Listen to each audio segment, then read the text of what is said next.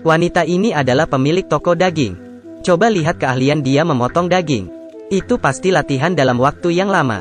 Karena wajah wanita itu terlalu cantik. Sehingga sebelum buka toko sudah ada antrian yang panjang. Jika wanita itu muncul, para pria akan meneteskan air liur. Melihat wajah sempurna wanita itu dan badan yang seksi, Park yang bekerja sebagai polisi juga terdiam.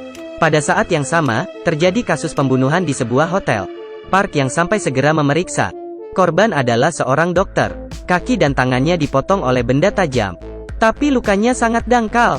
Sudah jelas pembunuh bermaksud untuk membiarkan korban mati karena pendarahan. Park menemui seorang perawat untuk menanyakan kondisi di tempat TKP. Perawat mengatakan tidak ada yang aneh. Pada saat yang sama, seorang wanita seksi berjalan ke clubhouse. Wanita itu masuk ke sebuah ruangan. Ada seorang pria di tempat tidur. Dia mengikat tangan dan kaki pria itu. Kemudian mengeluarkan pisaunya. Lalu wanita itu keluar dari clubhouse. Berturut-turut terjadi 2 pembunuhan. Tangan yang digunakan pembunuh adalah tangan kanan. Sangat jelas bahwa pembunuh ini telah direncanakan. Jika tidak segera menangkapnya, maka kemungkinan ada orang yang terbunuh lagi. Jadi Park menemui perawat lagi. Kali ini, perawat memberitahunya. 2 orang dokter yang menjadi korban. Keduanya adalah teman yang sangat baik. Selain itu, keduanya juga memiliki teman yang sama. Sekarang ia bekerja sebagai direktur di rumah sakit operasi plastik. Setelah Park mendengarkan itu, dia segera memerintah asistennya untuk memeriksa direktur itu. Dari penyelidikan mengetahui, 10 tahun yang lalu, pada malam badai, seorang gadis mengalami kecelakaan mobil, dan berbaring lemah di tempat tidur. Yang bertanggung jawab untuk menyelamatkan adalah 3 dokter ini. Melihat tubuh wanita itu yang sempurna, wajah yang cantik, 3 orang ini mulai berniat jahat. Pertama-tama mereka melakukan hal tidak senonoh pada wanita itu. Walaupun wanita itu dibius, tapi air mata tetap menetes dari matanya. Kemudian wanita itu menjadi bintang besar. Di sisi ini, Park menemui dokter yang masih hidup. Ketika Park mengatakan kejadian malam itu, dokter itu sedikit emosional. Park hanya menyisakan satu kata. Belakangan ini jangan sering keluar. Yang berikutnya kemungkinan adalah kamu. Pada malam hari, Park melewati toko daging. Dan berpas-pasan dengan seorang wanita tua. Seorang wanita yang seksi, sedang memotong daging di dalam ruangan. Melihat kakinya yang putih dan panjang, Park terdiam seketika. Saat itu, wanita juga menyadari kehadiran Park. Saat wanita melihat ke Park membuat Park sedikit malu. Setelah pulang rumah, Park tidak bisa tidur. Di dalam kepalanya penuh dengan bayangan wanita itu. Pada saat ini dokter tadi sedang memeluk cewek di clubhouse. Park datang ke clubhouse untuk mencari dokter itu. Dia berpas-pasan dengan seorang wanita bertopeng.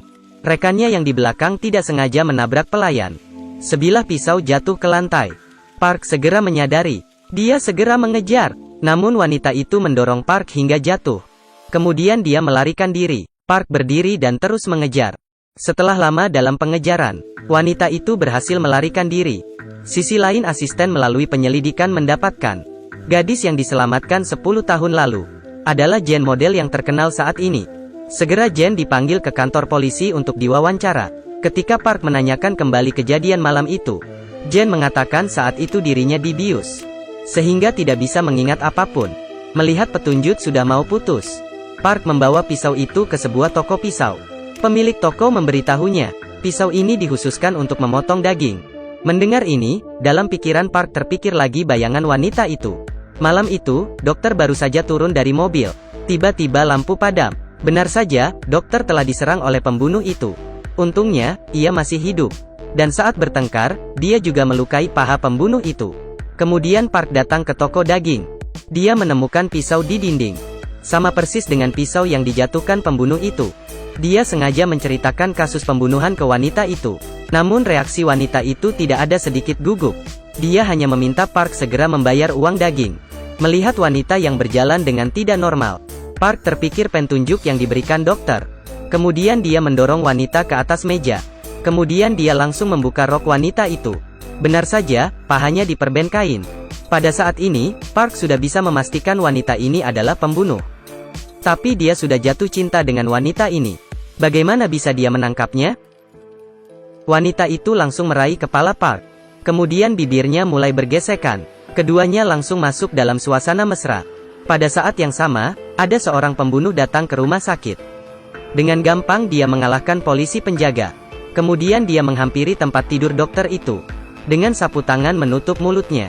Kemudian membawa dokter keluar dari rumah sakit. Ketika Park datang ke rumah sakit, dokter sudah hilang. Maka ini membuktikan, wanita yang tadi bersamanya bukanlah pembunuh sebenarnya. Dan saat ini, dokter itu sudah dikurungkan di dalam ruangan tertutup. Seorang wanita tua yang gemetar masuk ke dalam. Dokter berteriak padanya. Wanita tua itu berpaling tanpa berkata. Kemudian dia membuka kandang besi. Seekor anjing ganas dibebaskan. Dokter itu mati di dalam teriakan minta tolongnya. Akhirnya wanita tua itu melepas topengnya. Itu adalah model yang terkenal, akhirnya ini adalah kebenarannya. Pada tahun itu, walaupun Jane dibius, tapi kesadaran masih jelas. Dia tidak bisa melupakan penderitaan yang diberikan sekelompok setan ini. Keesokan harinya Park kembali ke TKP pembunuhan itu. Dengan trik yang sama pembunuh membunuh pria brengsek. Anehnya, kali ini pembunuh adalah kidal. Saat makan malam, Park tidak sengaja melihat di televisi Jane yang memerankan wanita tua. Sehingga dia mengingatkannya kembali hari itu. Saat dia bertemu wanita tua di depan pintu toko daging, Park sudah mengerti. Ini adalah perbuatan Jane, yang membalas dendam atas kebencian penderitaannya. Park bergegas ke toko daging untuk memeriksa. Tapi dia menemukan wanita itu sudah pergi. Dia sangat emosi, karena wanita itu mempermainkan perasaannya. Dia memutuskan untuk mencari wanita itu. Selama periode ini, terjadi beberapa kasus lagi. Korban adalah para pria brengsek. Park tahu semua kasus ini pasti berkaitan dengan wanita itu. Sehingga dia mengikuti petunjuk. Segera, dia menemukan tempat persembunyian wanita itu. Saat kedua bertemu, langsung mulai bertengkar. Tapi mereka saling mencintai sesama. Dan tidak ingin membunuh lawannya.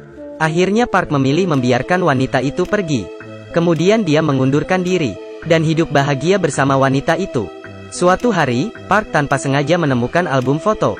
Tiba-tiba menemukan foto. Ada seorang wanita yang terlihat sama dengan wanita yang dicintainya. Itu menjelaskan mengapa pembunuh bisa menggunakan tangan kiri dan kanan saat membunuh. Rupanya pembunuh ada dua orang. Jadi wanita mana yang Park cintai? Setelah memikirkan tentang hal ini, tampaknya, tidak peduli yang mana, dia tidak akan merasa rugi. Apakah kalian pikir analisaku benar?